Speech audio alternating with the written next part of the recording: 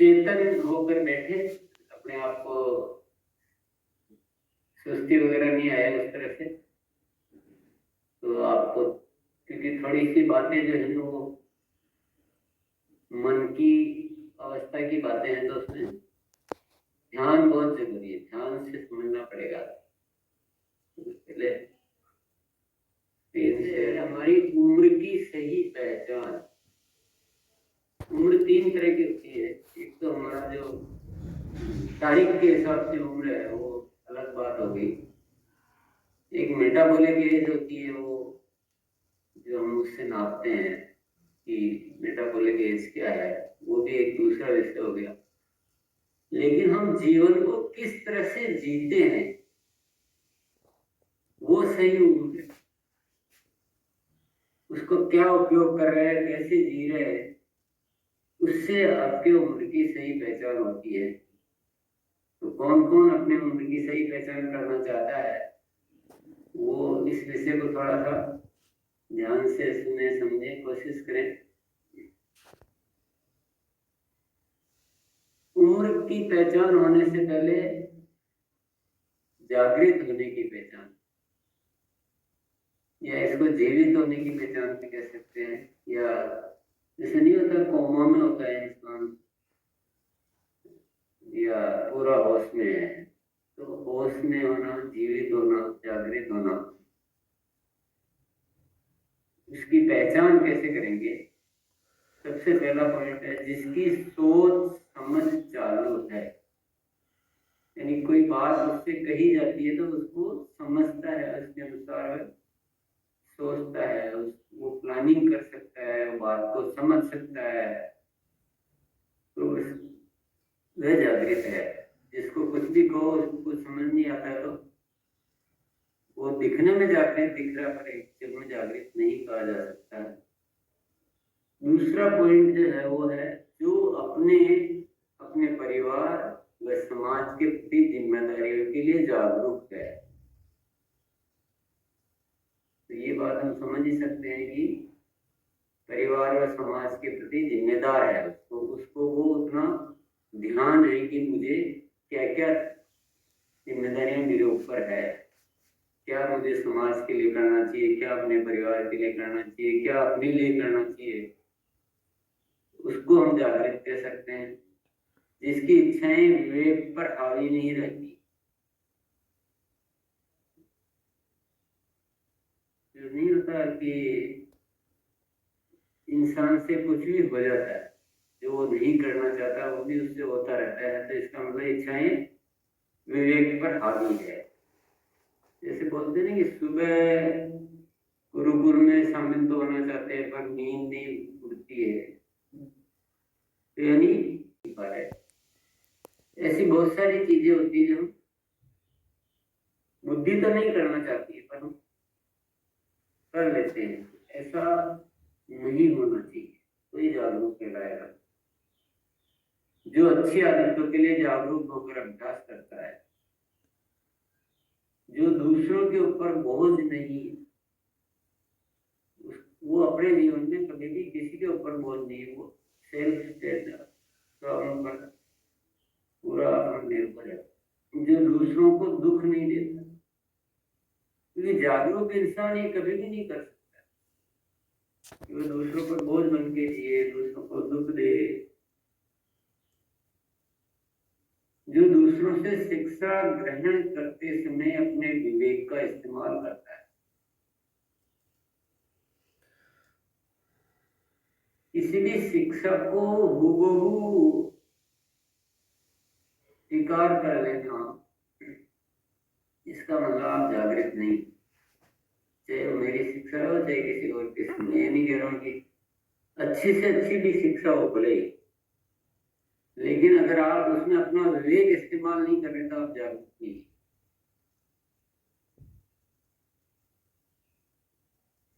क्योंकि ऐसे तो क्या होगा कि 10 जने शिक्षा देंगे और 10 ही आप स्वीकार करते रहेंगे, तो आपका होगा क्या? विवेक बहुत जरूरी होता है शिक्षा को इस्तेमाल करने के लिए, शिक्षा को अपने अनुसार यूज करने के लिए, और अपने लिए क्या उचित है उसके लिए विवेक बहुत जरूरी होता है। पॉइंट है, उसकी कोशिश करती कि वह सबको खुशियां दे, यानी वह जागृत है, जीवित है, होश में। ये तो हुई जागृत होने की उम्र की पहचान, सही उम्र। जिसे नया करना पसंद नहीं होता है वह क्या है? वृद्ध है। ऐसे तारीख के हिसाब से कितनी उम्र हो उससे कोई लेना, तारीख के हिसाब से भले वो 25 साल का है, 30 का है, 40 का है, 18 का है, इतने का भी है, लेकिन जो बिल्कुल पुराने में ही संतुष्ट है, बस उससे कुछ भी नया करना अच्छा नहीं लगता, तो उसको क्या कहेंगे? वृद्ध कहेंगे। और जो दूसरों पर बेवजह चिड़चिड़ाता रहता है उसको उसको कहेंगे अति वृद्ध। वो बस आखिरी स्टेज पे है। और जो जिंदगी से हार मान चुका कि मेरा कुछ नहीं हो सकता, मैं क्या करूं, वो है वृद्ध।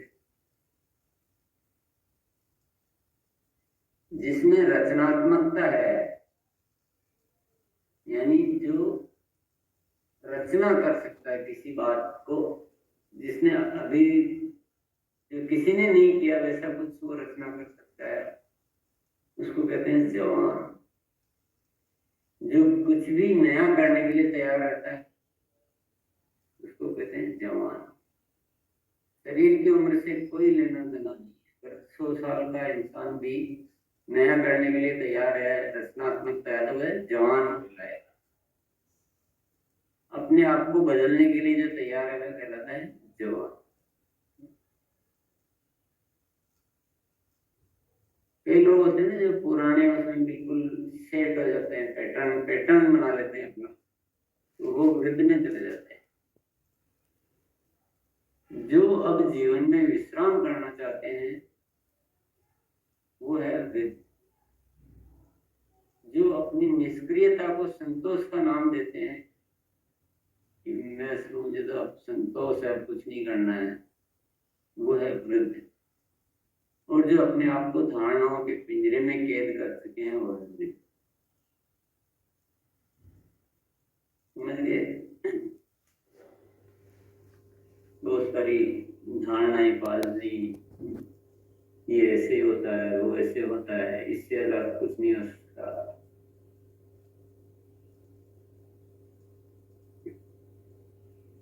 चलो एक मिनट भी बनाते हैं अपन। मुझे किस तरह से उम्र की गणना, कितने साल के हैं, एक मोटे तौर पर अगर ऊर्जा का स्तर 100% है तो उम्र कितनी है? 18। शरीर की उम्र कितनी भी हो उससे कोई लेना देना नहीं। तो और ऊर्जा का स्तर 75% है तो उम्र 30, 50 है तो 50, 25% है तो 60 और 10% है तो 75 साल। अगर एक 25 साल का इंसान ढीला ढाला रहता है, कुछ क्रिएटिव नहीं है, कुछ सीखना नहीं है, कुछ बदलने की इच्छा नहीं है, हार मान चुका, तो उसमें ऊर्जा का स्तर 10% की तो 75 साल का है जिंदगी के इस पैरामीटर के हिसाब से। अब ये ऊर्जा का स्तर कैसे नापेंगे, ये भी तो नापना पड़ेगा। तो और एग्जाम्पल अगर अपन किसी इंसान को चेक करेंगे इसमें कितनी ऊर्जा का स्तर है, एक बार हमारे जो माननीय प्रधानमंत्री जी है नरेंद्र मोदी जी, उनकी ऊर्जा का स्तर अपन मान सकते हैं 100%, 90%, 95% जो भी है, जो इतना काम करते हैं, कोई उनमें वो नहीं नजर आती कि कोई इसका कोई प्रभाव शारीरिक, मतलब वो तारीफ वाली है, इसका कोई प्रभाव नजर नहीं आता है। तो उनकी ऊर्जा का स्तर कितना है? 100%। तो उनकी उम्र कितनी हुई? 18 साल या 20 साल, ऐसा कुछ। तो उसी तरह से हम अपनी उम्र को नाप सकते हैं और हम बड़े आराम से अच्छे से हम अपने जीवन को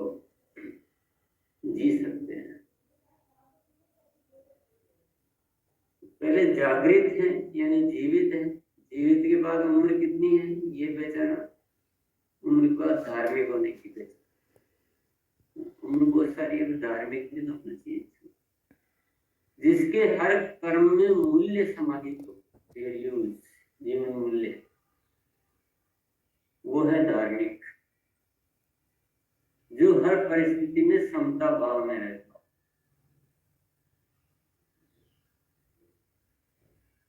उसका मन विचलित नहीं होता है। काम क्रोध मोह लोभ मद ईर्ष्या वो उसके प्रभावित नहीं करते। वह समान स्थिति में रहता है हमेशा। अगर प्रेम में प्रेम करेगा और एनर्जी से काम करेगा तो वो है धार्मिक। और जो मौत से नहीं डरता, ये धार्मिक होने की पहचान है।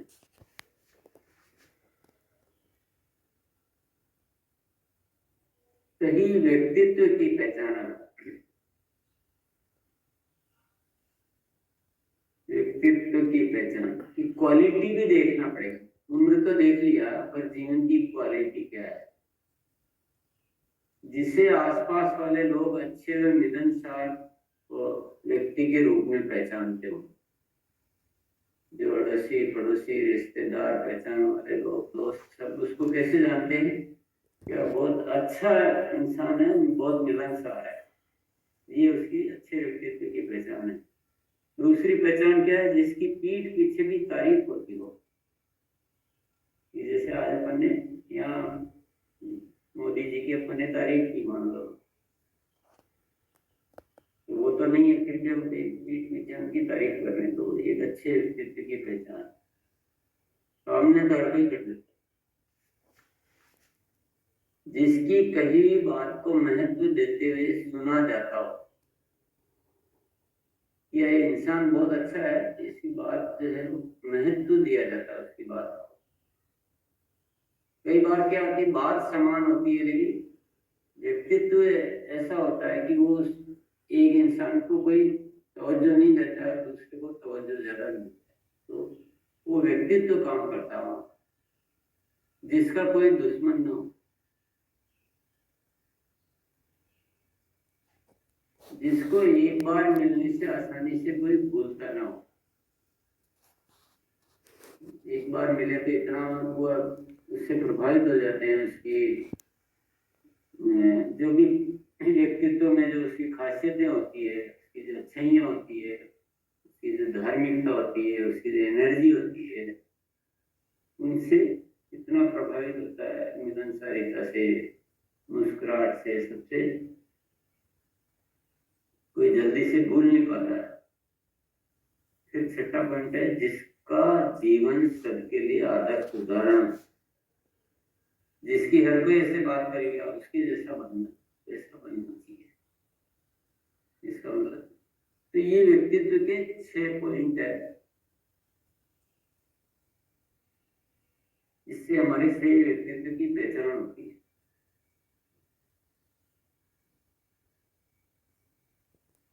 समझदार होने की पहचान,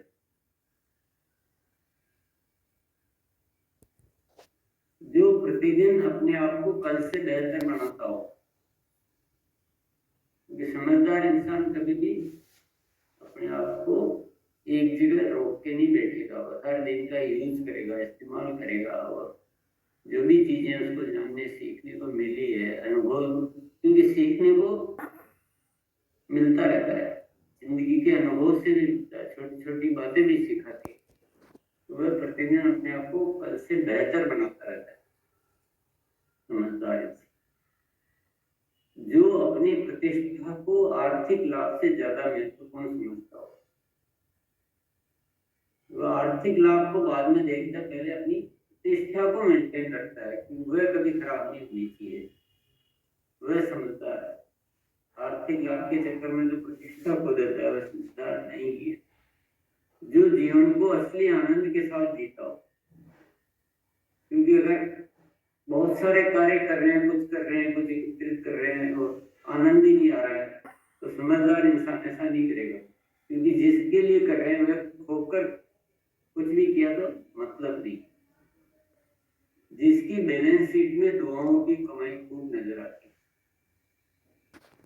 समझदार वो ज्यादा इम्पोर्टेंट, ये समझदारी की बात है। पांचवा है जो ऐसा कोई कार्य नहीं करता हो जिसके लिए बाद में पश्चाताप करना, वह अपने अनुभव के आधार पर सीखते हुए और समझदारी से ये अपने आप को ऐसा ट्रेंड कर लेता है कि ऐसा कोई काम नहीं करता जो बाद में पश्चाताप करना पड़े, जिसको अपने लिए सोचने की जरूरत न रहती हो। वह अपने जीवन को इस तरह से जीता है कि उसके जीवन की सारी जरूरतें, उसकी सारी इच्छाएं स्वतः ही पूरी होती रहती। वह केवल दूसरों के लिए, समाज के लिए, आनंद के लिए और उसके लिए करता है। जो समय की कीमत को पहचानता हो। समय बहुत कीमती है। जो समय को ये व्यर्थ खो देते हैं वो समझदार नहीं। समझदार इंसान क्या करता है, जो भी इशारा उसे मिलता है वो उसको तुरंत पकड़ के और तुरंत उस पर काम कर लेता है, एक्शन ले लेता है, प्लानिंग कर लेता है, कुछ न कुछ उसको जो भी करना है एक बात को एक इशारे में समझता है। उसको इतना नहीं समझाना पड़ता है क्योंकि उसको समय की कीमत पता है। वह जो भी बदलाव लाने का सोचता है उसको तुरंत इम्प्लीमेंट भी कर लेता है। वह प्लानिंग को योजना में, योजना को एग्जीक्यूशन में तुरंत कर लेता है। तो वो आलसी नहीं होता, वो समय की कीमत को पहचानता है और खुद के और दूसरे के समय को कभी भी खराब नहीं करता है। तो ये इस तरह के कुछ पॉइंट है।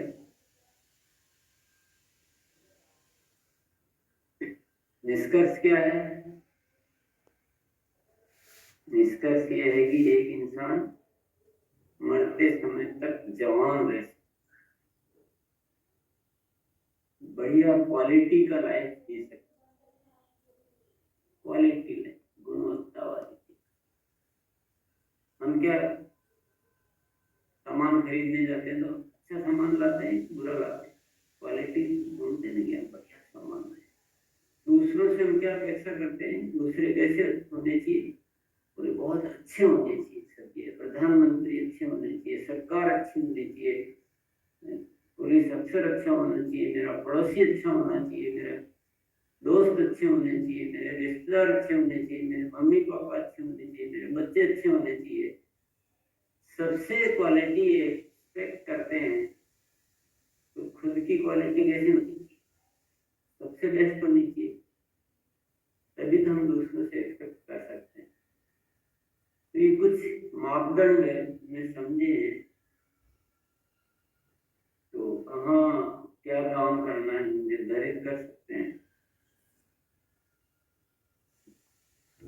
अगर हम अपने आप को ट्रांसफॉर्म बोलेंगे इसको, अगर हम अपने आप को बदलने के लिए तैयार हैं तो बहुत कुछ ये जो टॉपिक था ये हमारे काम का है, अन्यथा ये टॉपिक कुछ काम का नहीं। ये एक इशारा है, बहुत जबरदस्त इशारा। ये सीधा सीधा कुछ नहीं करेगा, ये हमारे को चेक करने का, पहचानने का एक इशारा है, और जो इशारे को प्राप्त करना चाहेगा उसके लिए काम कर।